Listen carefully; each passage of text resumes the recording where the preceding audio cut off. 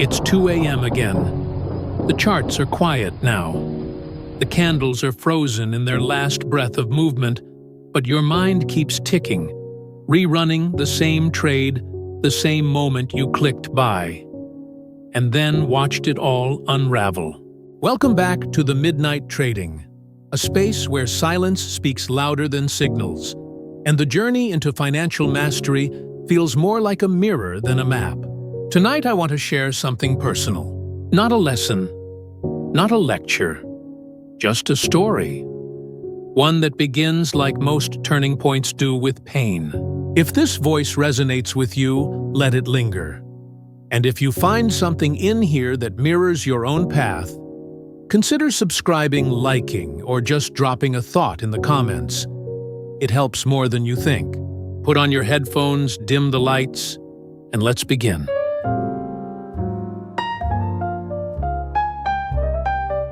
The night I first broke in trading wasn't the night I lost the most money. It wasn't even the worst trade I'd ever taken. But it was the night something cracked open inside me, and it had nothing to do with charts. It was a humid night in July. Bitcoin had just nosedived 17% in under an hour. I was long too long. On margin, leveraged 5 times deeper than I should have been. I wasn't trying to trade, I was trying to win. There's a difference. When the liquidation alert hit my phone, I stared at the screen like I didn't recognize the numbers. It was a slow realization. Like watching a glass fall in slow motion but being unable to move. First the funds disappeared, then the silence crept in. Then came the mirror. I walked to the bathroom, looked at myself, not because I thought I'd find answers there, but because I didn't recognize the person who just lost 5 figures trying to make it in a single night. That's when it began. The first mindset shift: accountability, not blame. Because the ego? Oh, it's quick to point fingers. The exchange lagged.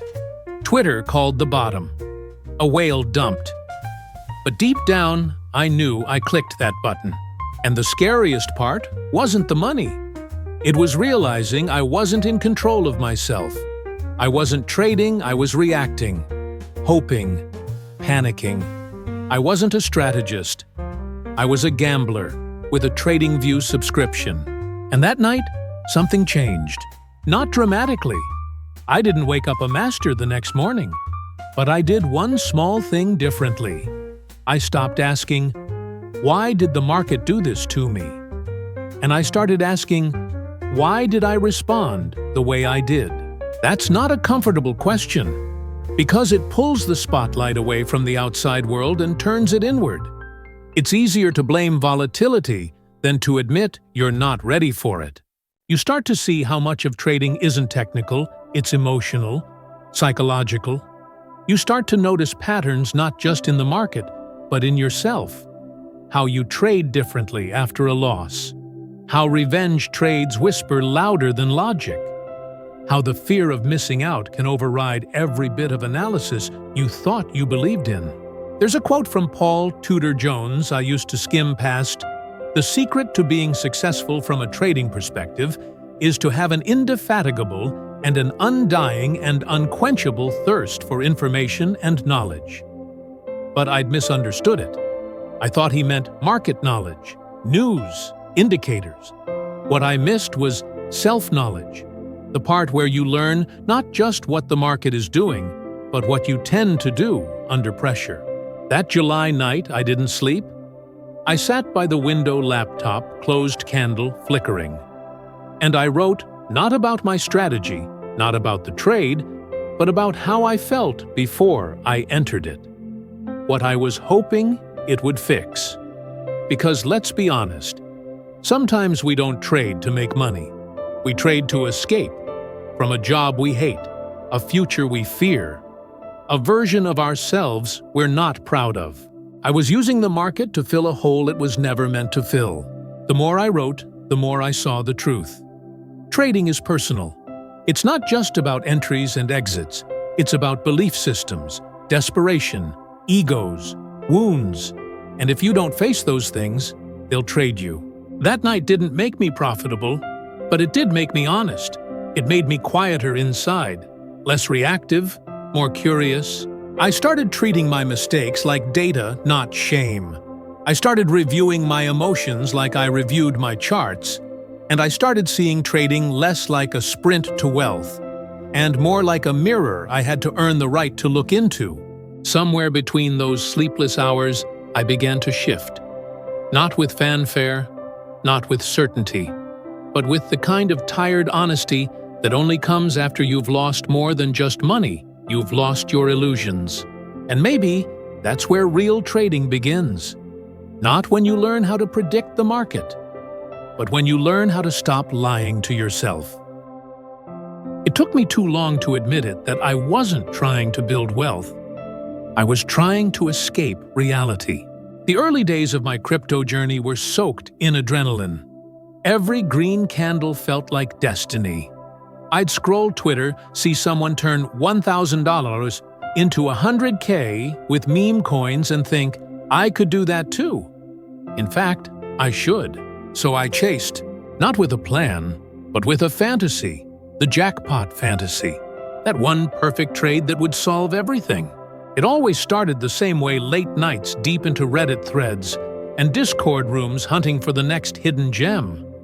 Low caps, micro caps, pre-sales, anything that hadn't pumped yet. I wasn't analyzing, I was gambling dressed up in Dior talk. The truth, I didn't want steady returns.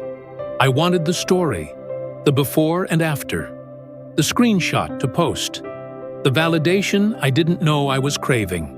Every part of me was wired for that one hit, the hit that would make the struggle worth it, the hit that would erase years of feeling behind. There was one trade that brought it all to the surface. It was a coin called XenoSwap. Obscure, no liquidity, but hyped like wildfire in the corners of crypto Twitter. People were calling it the next 100x. The thread had screenshots of wallets exploding in value. And I bought in hard. $5 grand. Half my account. Within a day it doubled. Then tripled. I was euphoric. Finally, I thought, this is it. But the thing about euphoria is, it blinds you. And just like that, the exit liquidity dried up. The devs went quiet. The Discord vanished. No one could sell without crashing the price. By day 4, my $5 grand was worth $80. It wasn't the money that haunted me. It was the high. How seductive it was.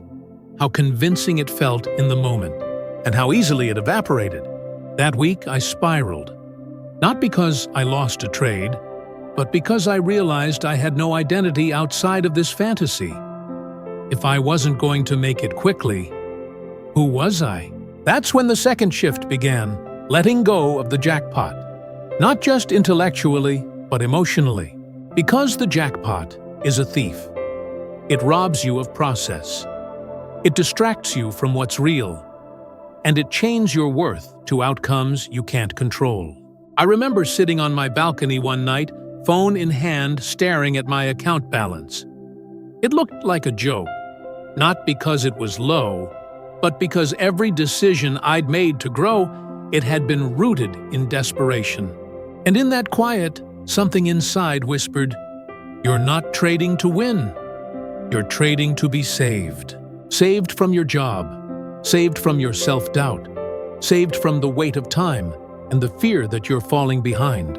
But no trade, no coin, no bull run is ever going to save you from that. You have to save yourself through discipline, not dopamine." There's a quote by Jesse Livermore I keep written on a sticky note now. "It never was my thinking that made the big money for me. It was always my sitting." That's what I missed. The wisdom of waiting, of choosing conviction over chaos. After XenoSwap, I took a month off. No trades, no discords, just reflection. And I started building a new rule. If I couldn't explain the reason for a trade out loud without hype, without hope, I didn't take it. I unfollowed the noise, I deleted the trackers, and I made peace with the idea that I might not get rich overnight. But I could get better, stronger, quieter inside, and maybe that's worth more than fast money. Because the truth is, the jackpot mindset will ruin you, not just financially, but emotionally. It conditions your brain to need fireworks. And when the market goes quiet, as it always does, your hands will start to shake. You'll force trades, you'll self-sabotage, because you've built your identity around a lie that profit has to be explosive, to be meaningful. But what if it doesn't? What if consistency is the real rebellion? What if building slowly with intent and precision is how you truly win? That shift changed everything for me. Not overnight, but in small moments. Like passing on a trade that looked hot but didn't fit my plan. Like learning to feel bored and not panic. Like tracking my emotions more carefully than my portfolio. I still get tempted. The jackpot fantasy is sneaky. It wears new faces, new coins, new influencers. But now I recognize it for what it is: noise. And I know what I'm building now isn't a dream. It's a system, a rhythm, a practice. And that's more powerful than any one hit could ever be.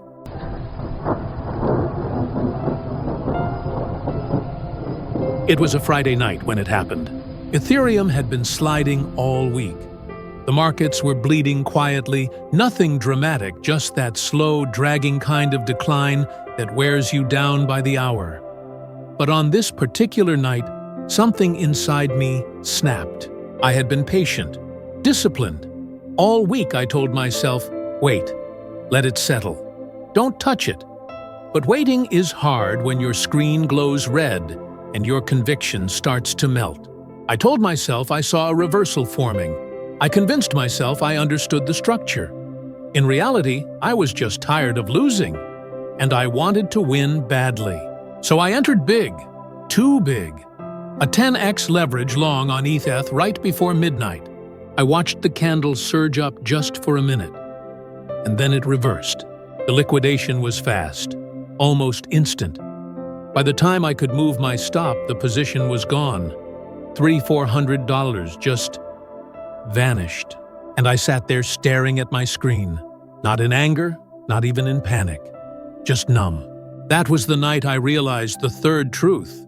Risk isn't the enemy. I am.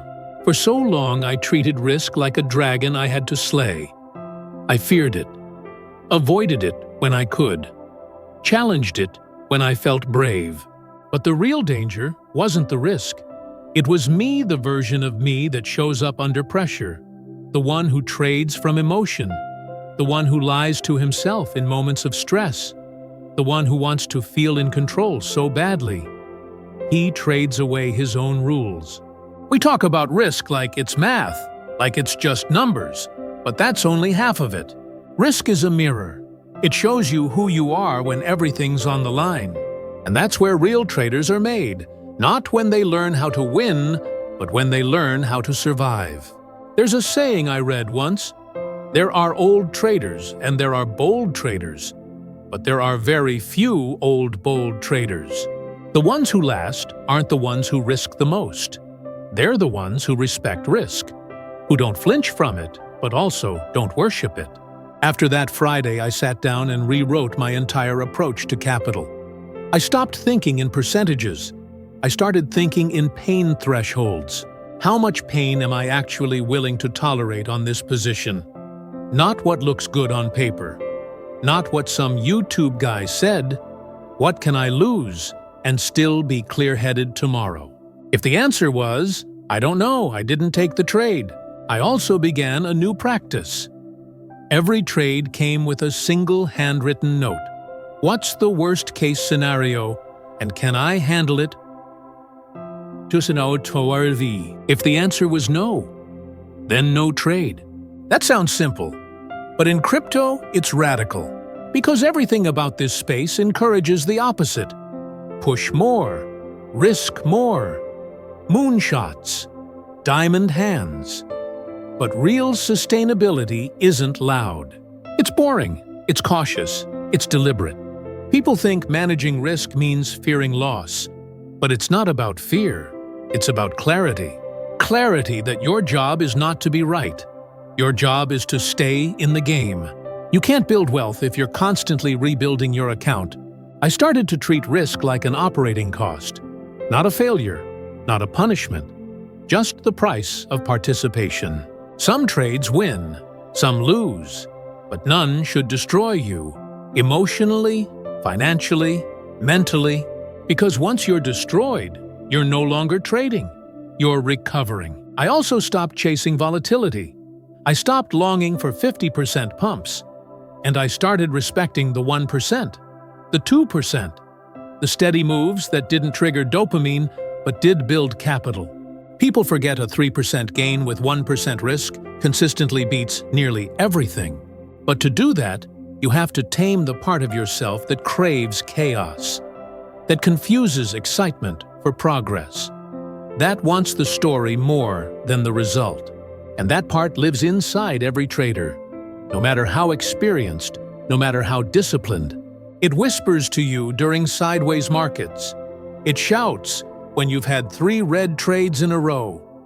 It begs you to act now because the market's about to move and you'll miss it if you don't do something. But that voice isn't wisdom. It's fear dressed as urgency. And once you learn to recognize it, you can learn to ignore it. That was the real shift. Understanding that risk isn't a number on a screen. It's a conversation between your fear and your strategy. And if you're not honest about which voice is louder, you'll always lose even when you win. After that, my trading changed. Not just my results, my experience of it. I felt calmer, less addicted. More like a professional, less like a gambler with a lucky streak. I started using stop losses again without flinching. I used smaller positions, but with real conviction. I gave trades room to breathe, and slowly, things began to turn.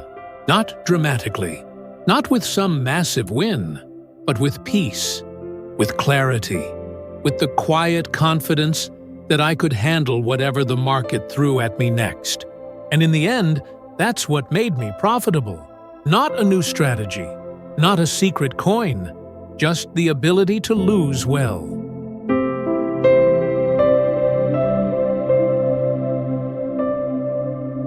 I used to wake up in a panic. First thing every morning before coffee, before brushing my teeth, I'd check my portfolio. Phone lit up in the dark like some kind of ritual. It didn't matter if it was up or down. The reaction was the same. If it was green, I felt the urgency to lock in gains. If it was red, I felt the urgency to fix it. Always urgent, always chasing, as if every tick of the chart was a personal emergency. And that's where the market traps you. Not with losses, but with noise, with motion, with the illusion that something is always happening and you're always late. But here's the truth. I had to learn the hard way. Nothing good comes from panic decisions. And more importantly, urgency is a lie. There was a trade that made this real for me. A coin called Asterix New Layer 1 hyped slick marketing. Everyone was talking about it like it was Solana 2.0. And I had already missed the first pump. It had tripled, then dipped 20%. The dip made me feel like it was my second chance. You know that feeling when something cools off just enough to justify jumping in, even though deep down, you know the moment's passed. I bought in, full-size position, because I felt like I had to.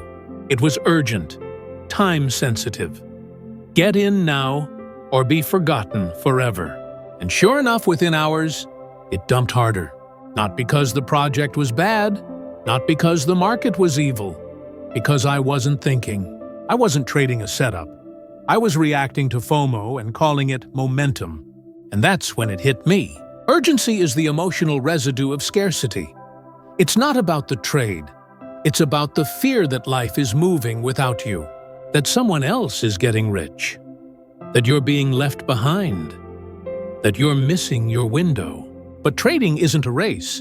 There is no one window.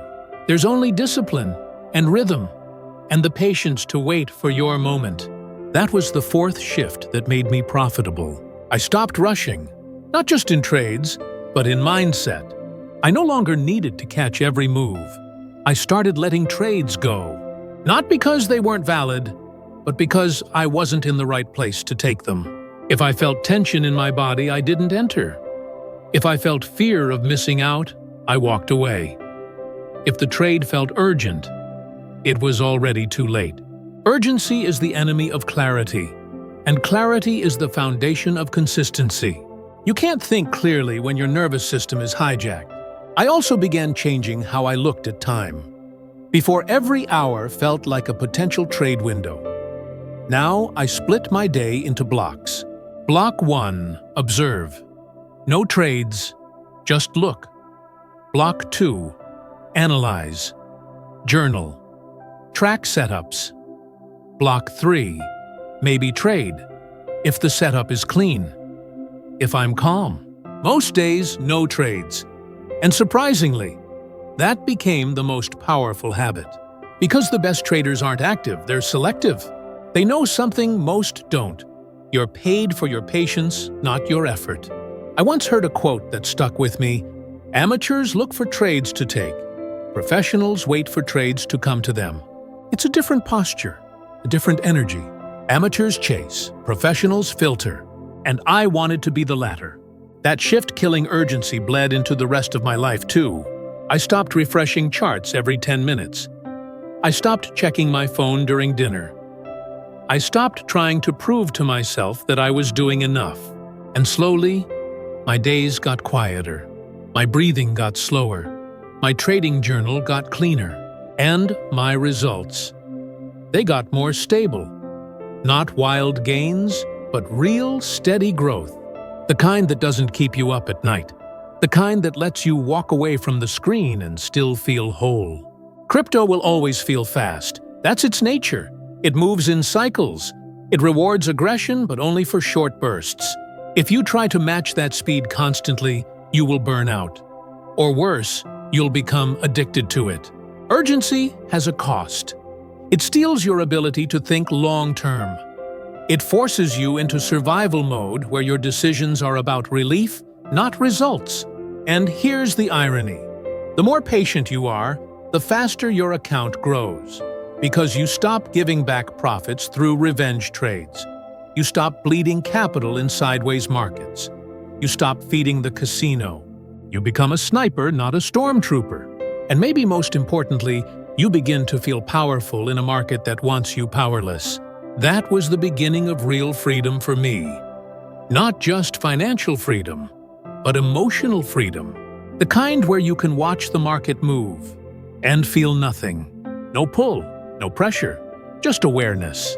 You're not late. You're not missing anything. You're just waiting for your moment. And when it comes, you'll act not because you have to, but because it's time.